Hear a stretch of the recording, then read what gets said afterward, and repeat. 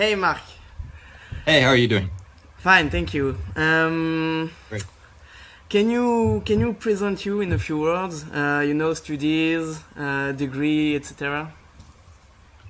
Sure, yeah. My name is Marc Dressen. I'm a personal trainer, sports scientist, originally from Germany, so I actually speak German. I know the French quite well, but I don't speak French. Sorry about that. But yeah, I studied sports science at the university in Cologne. I opened a gym in Cologne, which was called the Move Artistic Dome, which grew to be the biggest gym of its kind. We were teaching like parkour, free running, tricking, all this stuff to kids. Okay. And then I moved over to London like 5 years ago, and then I started training just one-to-one clients, and that was actually quite exciting. I then, been quite requested as a personal trainer, and now I'm trying to be more online aware, and you can see on my YouTube channel it's growing and stuff like that. Yeah. Okay, good. And what are your measurements? Age, body fat, size, weight. Oh yeah, sure. Fitness. It's a weird question, but yeah, sure. Yeah. Yeah, I'm at the moment 36 years old. I'm 190 in height, so quite tall. Interestingly, I'm doing this. I'll show you. I'm doing a new challenge on my channel where I took a DEXA scan. I don't know if you can see this. Yes. So this is where you go. It's like the gold standard of body fat measuring. And something interesting is I was 16.6% body fat when I did this test. Okay. But the one thing you need to know is that it measures also the internal fat. So it's not the subcutaneous fat. So according to when you take it with this capillary thing, which I don't have lying around, Yes.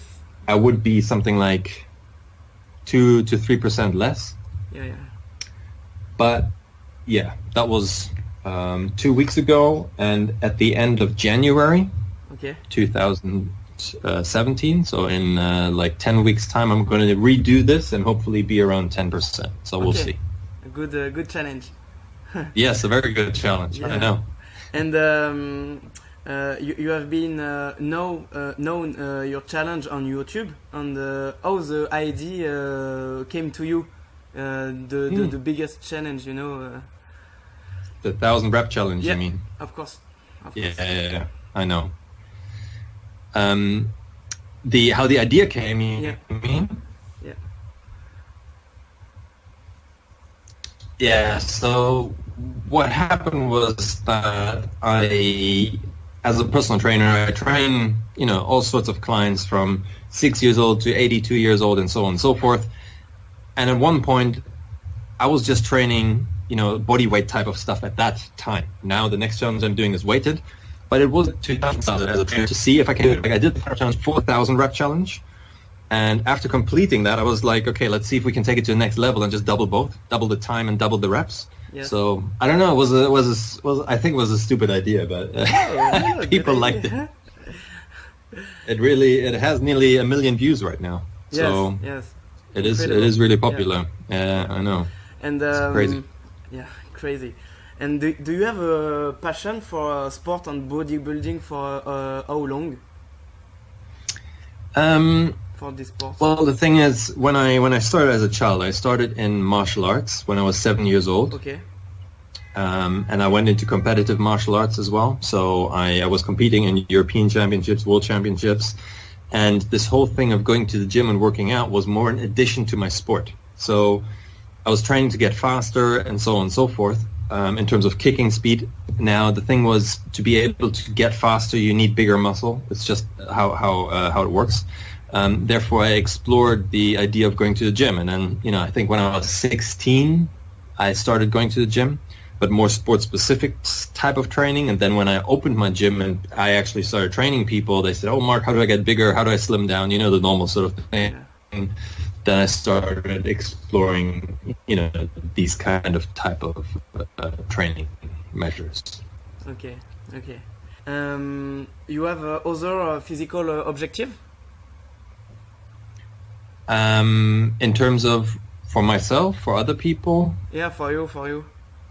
For me, yes. Well, the thing is, I wasn't very conscious about, let's say, aesthetics. It wasn't that I always said, oh, I want to have a six-pack or I want to look like whoever. For me, it was more or less I want to be able to do things. I want to be able to do a handstand, to do splits, to do backflips, to do stuff like that. So I was more interested in that when my body came second. But as I started being on YouTube, I realized that people are more interested in how you look rather than what you can do. So that's why I said, okay, it's also a challenge for me because I never really was this aesthetic guy to say, okay, I need to have a certain look. So that's why the 10 weeks I'm on now, I'm really going to change my body shape around and get a six-pack and all that stuff. So we'll see. Okay, we'll see, yeah. And you train many times per week? Yeah, for myself, and I'm actually creating a program at the back of it, meaning that when I finish after the 10 weeks, you can actually do the exact program I did, but I'm also changing it around for beginners because I train 6 times a week. Okay. Which I wouldn't recommend someone as a beginner to do, obviously. But yeah, so I do 6 times a week. I do 6 times weights. It's a push-pull leg split, but it's a combination also with high-intensity training and plyometric training. So it's very complex, but yeah, that's what I'm doing. So your training are programmed, you know? Yeah. And you know what you do when you go to the gym. This is not just like this. Oh yeah, for sure. Yeah. Okay. You recommend that for all the people they want to... Yes.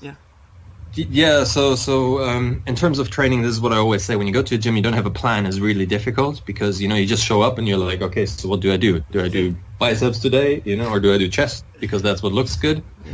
No, it has to be a plan. And what I'm trying to say is that a beginner who's watching my video later in January will see the difference. Will see me having like 16% body fat go down to 10, have a six-pack, be shredded.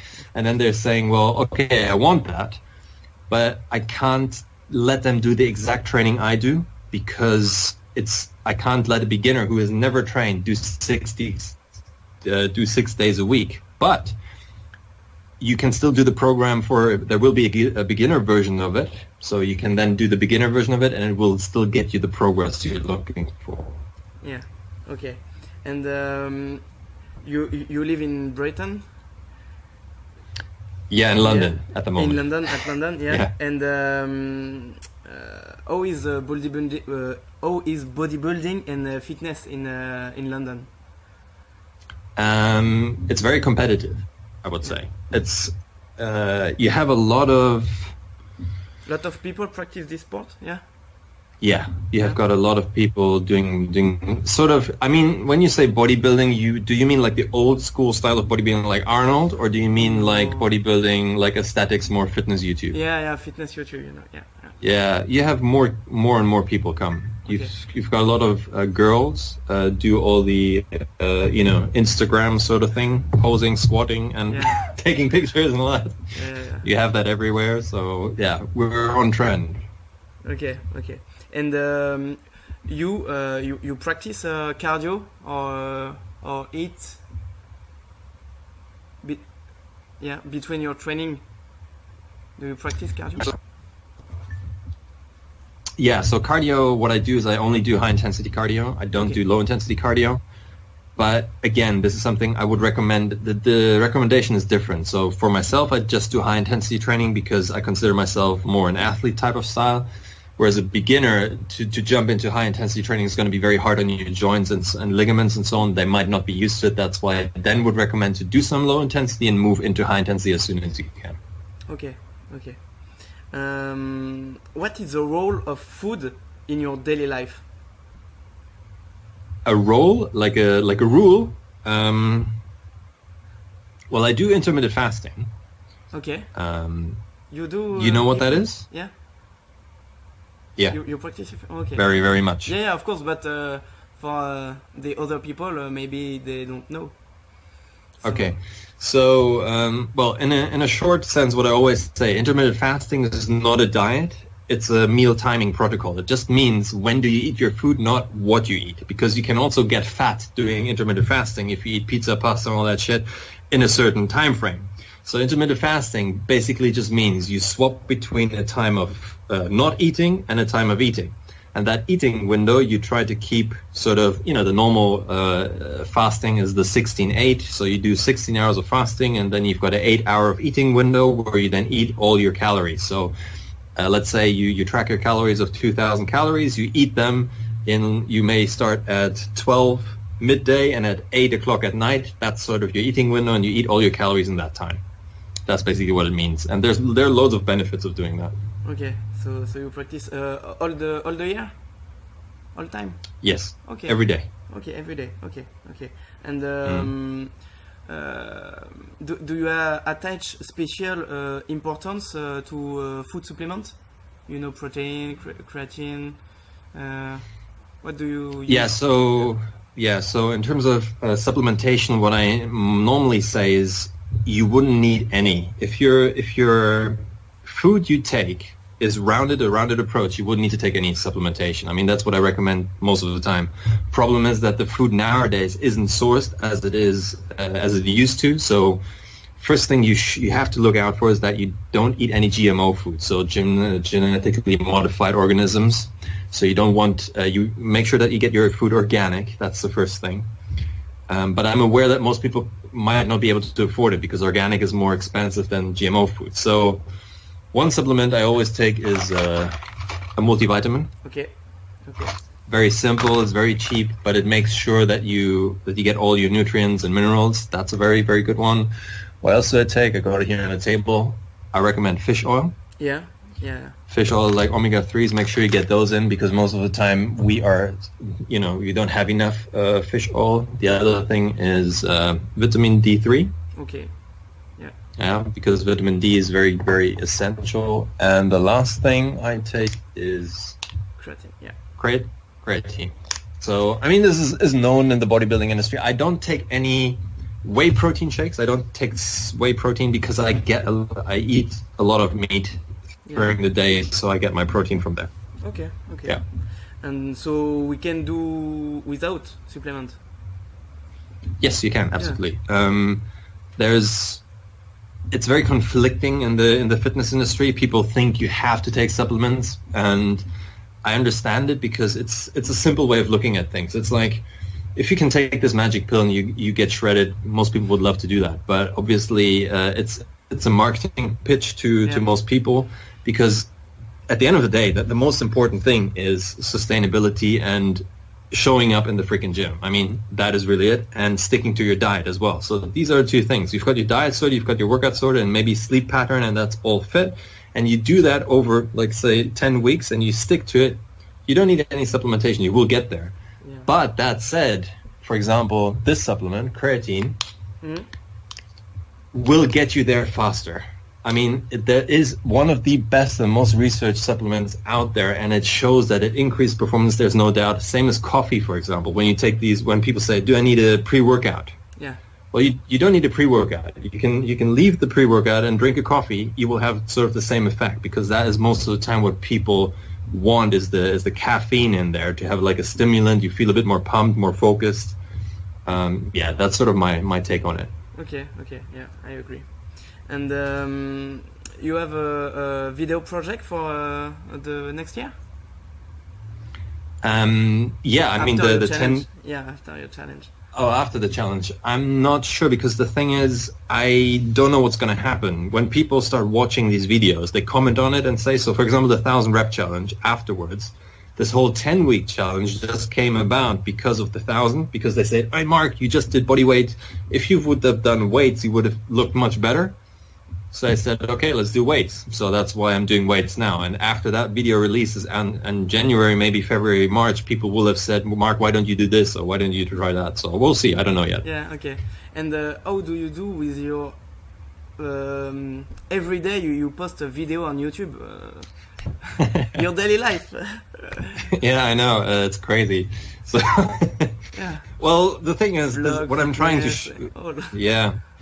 What I'm trying to show people is what I just said. The most important thing is to be sustainability. So to keep doing it over and over again. And by me posting a video every day, by me posting an Instagram post every day, I show people it is possible. It doesn't mean to say, because what people will say is, Mark, I don't have the time. I don't have the money, I don't have this, I don't have that. Excuses of excuses. Yeah, but the thing you is, have time if you want. Yeah. yeah, but me as a personal trainer, it's not like I have all the time. You know, just because I live in the gym doesn't mean to say I get to work out. If I train just my clients, I still need to make time to train myself. So what I'm trying to show people is if you have your goal, if you stick to it, you have to make time for it, because at the end of the day, it's your health, right? So if you don't invest in it, the thing is, I don't know, how old are you? 24. Yeah, see, you're 24. I'm 36 years old, so I'm 12 years older than you. And the thing is that most people in your age, they don't see that necessity to put in that time all the time. Because you can, you know, quite frankly, you can eat when you're 20 to 25 years old. You don't have to worry that much about losing and gaining weight as someone who's 35 and 30, between 30 and 35. And if you get older, 50, it's even harder to lose the weight, right? So that's why I try to show people when I do this transformation after 10 weeks. I mean, most of my viewership is younger, to be fair. They're all younger than me, most of them. I've got a couple of 40 and 45-ish, but one thing they have to realize is I'm the older guy, right? I'm still doing it. So if I can do it, you definitely can do it. There's no excuse at all, guys, right? Yeah. Do you have a role model in the fitness industry? Yeah, so that's a really good question. I mean, what happened when I was younger in martial arts, my role model was Jackie Chan, right? Jackie Chan, so I liked it was entertaining to me and so on and so forth. But when I started competing in martial arts, I had a role model who was known in Germany, and I started to sort of copy what he was doing, and I realized that if you have a role model and you look up to and you try to copy that person, it's really bad, because you don't involve to something you want to be yourself. So rather than saying a role model like that's the guy I want to look like, I've got loads and loads of people as inspiration, let's say that way. So it is, I probably follow most fitness YouTubers myself, but it doesn't mean to say they're a role model. I just look at what they do, and I like little bits and pieces of what people do, and then I try to do my own thing. Okay. And do you look other YouTube channel in the fitness in France, USA? Yeah, so let me see. I've got a whole list here of people I follow. Like I tried to say, I watch a lot of fitness YouTube from known to unknown people. Me too, yeah. I don't know, Christian Guzman, for example. People know, everyone knows him, right? So that's someone I follow. But it's not like I watch it all the time. I watch one video maybe, and then I'll watch another one. So there's a guy in Germany, for example. He's called Julian Ziegler. He's a personal trainer. He might not be known to anyone else because he speaks German, so his channel is just in German. But the German fitness YouTube is quite strong, I would say. There's a lot of people actually. Yeah.